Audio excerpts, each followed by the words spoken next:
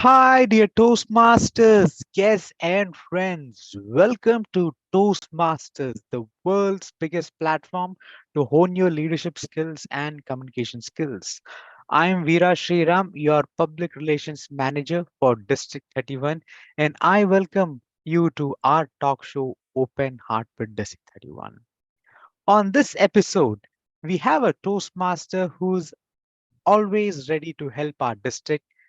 If you attend a winter club officer training or a club officer training in summer, you would have seen this Toastmaster help us with Zoom and also conduct sessions, barrier for new members joining Toastmasters Club, talking about the DEI initiatives that we need to include in our clubs. Without any further ado, let me welcome my guest tonight, Toastmaster Sarah, onto our talk show.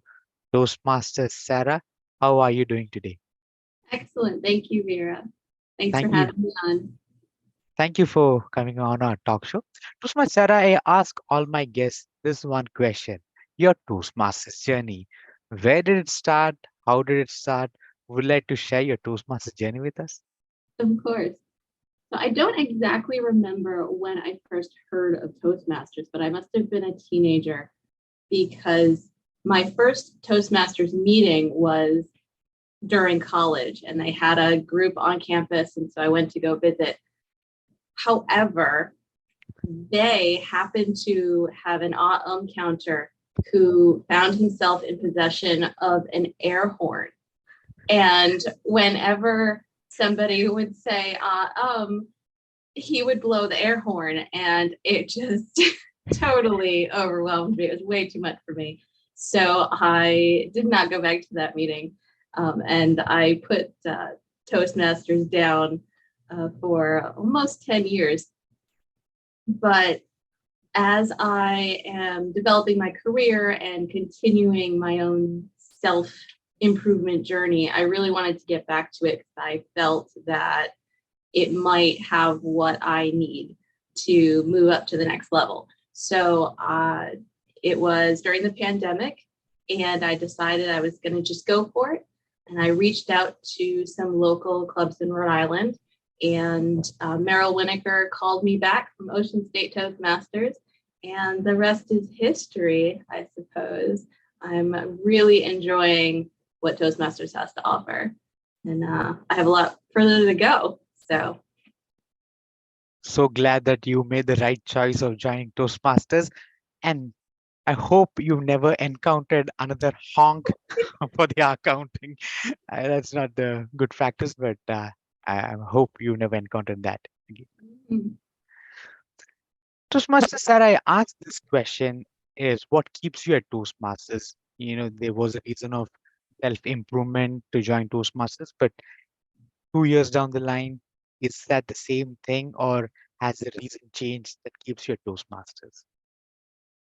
I think the first thing that kept me at Toastmasters, coming back to the second meeting and then the third meeting, was definitely the welcoming atmosphere, the ability for a group to have a formal meeting and yet make sure that there was space for the new person to speak as much as they wanted to, or observe as much as they wanted to. And the fact that they were in constant communication with me and making sure that I was comfortable, and that I was, if I had any questions, if I was ready to try something new. That type of safe space was an incredible feeling. And that sense of community has certainly kept me at Toastmasters. And then, of course, what you learn there. If if you don't feel safe, you can't learn very much. So those two factors are, yeah, the reason that I am still here, and I'm happy to contribute.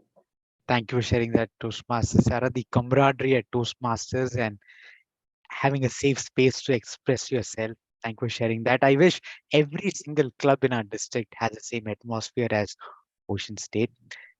Toastmasters, Sarah, Shifting gears, I would like to ask this question of the impact of Toastmasters on your personal life, professional life, social life, spiritual life. Is there something that you like to share with the impact of Toastmasters created? Sure. The impact on my professional life has just added to my confidence. I won't say I started that journey before Toastmasters, but this definitely shot it up to another level. I was able to switch gears at my work um, pretty 180, where we ended up creating a position because I fit a place that we didn't have. And now I'm in a position where I can build a new career and develop a team of my own. And the ability to stand up and speak comfortably ad hoc is incredibly useful. And the confidence that comes from practicing at Toastmasters is definitely something I rely on every day. The personal piece is I am a particularly religious person, and I am a leader in my religious group. And that requires a lot of thinking on your feet because each member has unique challenges and unique issues that they want to tackle that night. And the ability to think on my feet and come out with information that could be valuable to that person has been so valuable, and hopefully helps them feel like I'm able to lead them into their along their spiritual journey. Thank you for sharing that, Toastmasters, Sarah. It is such a profound effect on your personal life, professional life that Toastmasters had, and the ability to help others, as a leader, solving problems on the feet is such a unique skill set to have. And the confidence to just ask for a standing desk or a coffee or just at your work, just the confidence to ask, something that Toastmasters really brings home. Toastmasters, Sarah, shifting gears, there are a lot of guests who are watching our talk show. What would you say one reason or two reasons for them to consider Toastmasters in your view? I think in addition to the confidence that Toastmasters gives, it is the practicing of the ability to organize your thoughts and then communicate them. I think most people have the ability in their work environment to say, okay, I can get up and I can do a presentation. I've got my PowerPoint and I'll click through things and I know the subject, it's fine. Where a lot of people are perhaps weaker is in those moments of networking, in those moments of the elevator speech, where you've only got a few minutes and you've got to get your point across as quickly as possible and as effectively as possible. And I believe that Toastmasters works very hard because, in addition to our formalized speeches, we have all of those other roles and all of those other opportunities to speak in short bursts.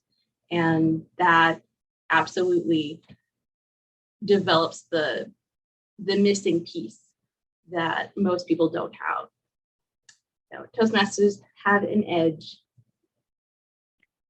Thank you for sharing that, Toastmasters. Sir, as you were thinking, as you were sharing your story, I recollect a story where where you see your boss suddenly, and many times you freeze. But those are the opportunities to just say hi, hello, how's the day been, and because they're also another person at the end of the day. They're no any different. I think Toastmasters brings that to the element of just talking and sharing our ideas. Thank you, Toastmasters Sarah. Have you heard about Yodel, Toastmasters Sarah? I have. I have. I've seen it in the newsletter and I've seen it on the website, Toastmasters International. Perfect. Now, because you know what is Toastmasters, what is Yodel, would you like to promote that for our District 31 for a minute? I would. Now, Yodel is an AI software where you put your speech into that. You perform your speech, and then it will run almost statistics on it and give you something back, so you have something to work off of. I am a data person. I love the numbers, statistics, like how many of this, how many of that. And Yodel, it has the ability to define some of those things for you. It gives you feedback on your pacing. It gives you feedback on your filler words. And I'm sure every time you do a speech for the software, it gives you the opportunity to do something a little bit more and a little bit go a little bit deeper and refine your craft. And it doesn't require waiting for other people. You can do it absolutely on your own. You don't have to, lock anybody in a room to listen to your speech 10 times. You can go at it yourself. And I think that's incredibly valuable, especially for some of us who don't like to show the first draft of our work. We want to show something a little bit more refined before we bring it out to the public. So Yodel has the ability to do that. Amazing, Toastmasters. Sarah, round of applause for an impromptu speech. I put you on the spot. Dear Toastmasters, that is what you can practice at Toastmasters impromptu speaking. Toastmaster Sarah didn't have any clue that I was going to ask about Yodel, and she did a great job. Toastmaster Sarah, now we move to the fourth segment of our talk show, which is called the Rapid Fire Round. Are you ready for some fun? I'm ready. Toastmaster Sarah, a historic leader that inspires you a lot. My favorite historic leader is John Adams. It's a little bit of a cliche. He's a founding father, but you know what?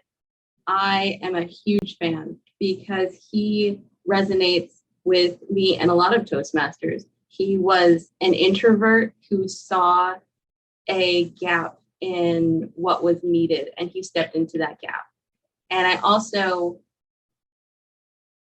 look to him for inspiration when I'm not feeling so productive, because he was the president, obviously. He was also an ambassador. He was a full-time lawyer. He was a full-time gentleman farmer. And oh yeah, he also had a voracious appetite for books, wrote thousands of pages of letters, and oh yeah, walked 10 miles a day just for the exercise. So whenever I feel like I can't do something or I don't have the time to do something, I think of John Adams and go, well, if he can figure how to fit all of that in one day, I'm pretty sure I can get my work done too. Thank you for sharing that, Toastmaster Sarah. An amazing choice. Thank you for sharing a little more about uh, the historic leader. Toastmaster Sarah, a historic speech that inspires you a lot. So perhaps not as traditional, but my favorite historic speech, it's only about 30 years old, was by Severin Suzuki. She was 12 years old at the UN Conference for Environment in Rio in 1992.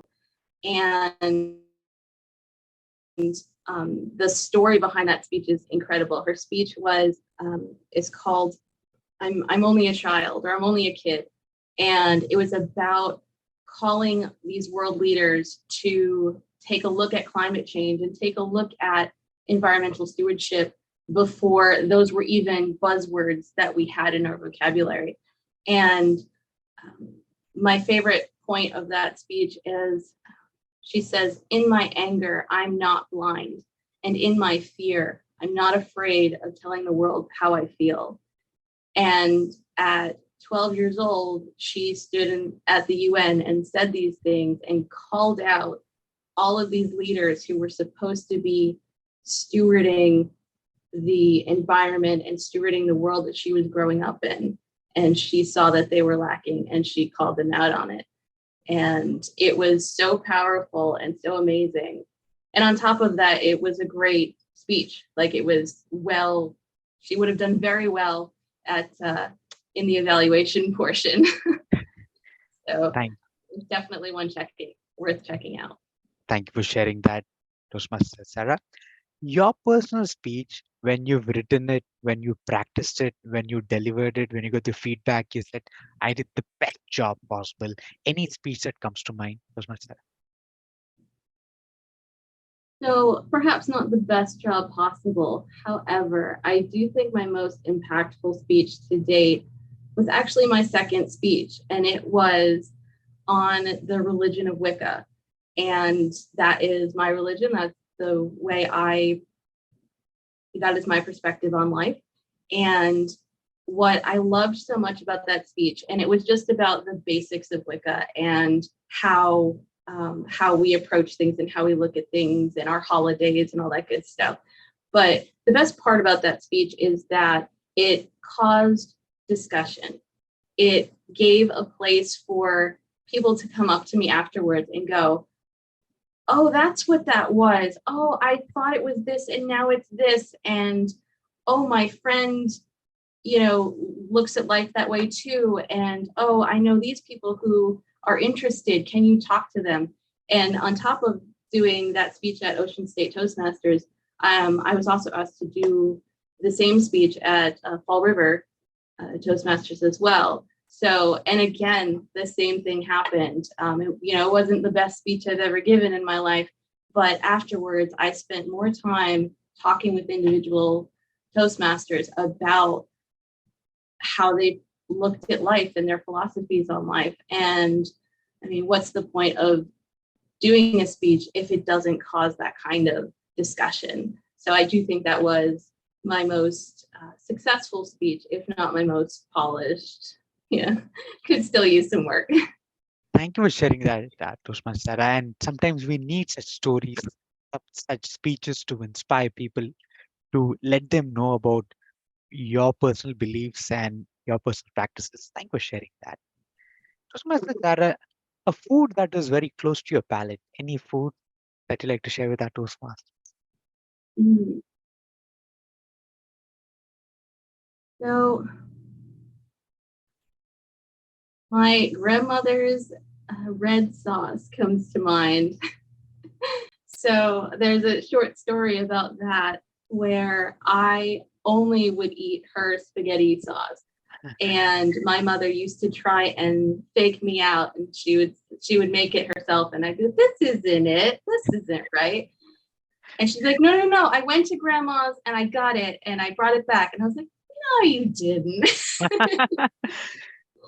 So yeah, tomato sauce is definitely something that I make quite often. And I always think of grandma when I see that big pot of sauce on the stove. Thank you for sharing that, Toastmaster.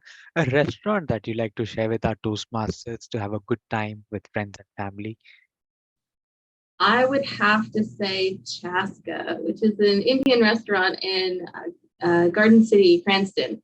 And that is my current favorite restaurant. When I'm really happy, that's where I want to go. When I am feeling down on myself and I need some comfort food, that's where I go. My favorite food there is the paneer sang. Oh, nice. Oh my goodness. It's my absolute favorite. It's almost the only thing that I order. So, but yes, it's colorful in there and the food is amazing. So I'm a huge fan.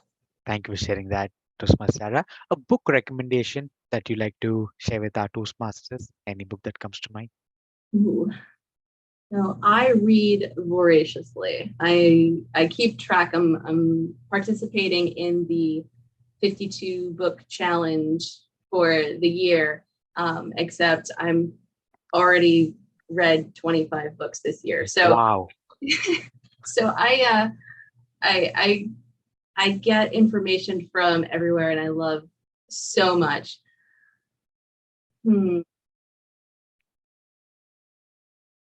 My goodness, that's very difficult. You know what? I'm going to go with Michael Pollan. Anything by Michael Pollan. He has this incredibly unique way of experimenting on himself and writing about it. And it's just so real. He does a lot with food. He does a lot with our food economies and how we interact with nature and how we interact with our what's good for our bodies and how do we interact with this ecosystem that we call Earth. And I really, really enjoy. I haven't found anything of his that I don't like yet, so I would highly recommend Michael Pollan as an author. Thank you for sharing that, Toastmaster Sarah. With that, we wrap up our rapid fire round. Is there anything else that you'd like to share with our district, Toastmaster Sarah, which I've not yet asked? Final thoughts. David Hockney, who is a painter, said, "It takes planning to be spontaneous." And I find that to be incredibly useful in Toastmasters and in life, because it takes practice. And you go into Toastmasters and you see people are, they're standing up, they're speaking, they look fearless, right? And they're not. There's months and years of practice and planning and rehearsal that goes into all of this that gives us the confidence to stand up and speak spontaneously. And so, yeah, it takes planning to be spontaneous. It takes time to feel comfortable and confident as a Toastmaster, but you don't get there unless you take the first step. Thank you for sharing that, Toastmaster Sarah. It is a deep thought. We need to think about that, but it's such a nice, deep thought that you left us with. You could have been anywhere in the world, but you choose to come down and talk to us. So thank you from the bottom of my heart, Toastmaster Sarah. Thank you for having me. Okay. Dear Toastmasters, that was Toastmaster Sarah sharing her Toastmasters journey, her books that she reads, food that she likes to eat, and a lot more about Toastmasters, the impact that it had on her life. If you would like to come and talk to us, please do mention your name in our comment section. We'll try to reach out to you. Please do like, share, and subscribe to your YouTube channel. That encourages us to create new content, different content for you all, so that you can all enjoy. On that note, have a wonderful day. We'll talk to you soon on our next episode of Open Heart with D31. Are you all coming to CLCon? CLCon 2023 starts from April 29 to May 6. Please register and we'll see you there. Bye bye.